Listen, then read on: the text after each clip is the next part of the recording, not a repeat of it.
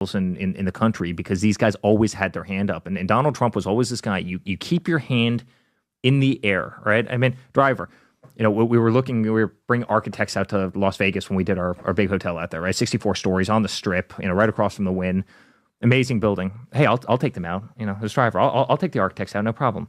A couple weeks later, we're getting financing and we're going through the whole planning process. Hey, I'll take those bankers out. I'll show them site. I'll take them through the plans that we have. The guy always just had his hand up, and guess what?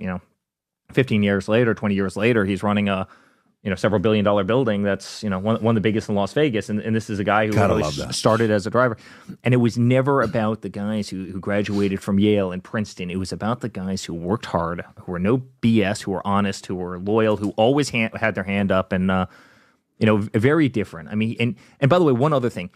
He instilled confidence in people who otherwise might have not had confidence in themselves, and he would build them up. Brian's the greatest. He does the greatest job. This guy works harder than everybody. Everybody loves this guy. You watch, this guy's going to get the project done on time, under budget, and he'd build up their personality where they actually believed in themselves, where otherwise they would have said, "Hey, I'm just not qualified for that." I mean, how many times have you heard that across your life? And when in reality, they were almost the most qualified. Mm-hmm. In a crazy way, they had the street smarts. They had the now he was a remarkable guy. He's made so many careers, remarkable boss. But you better believe when we were 14 years old, it wasn't, hey, when you take over the company one day. No, go out and dig that damn hole and work for it. I was in Vermont visiting this insurance company called National Life Group, and it was showing this person's been here for 38 years. This person's been here for 30 years, 28 years.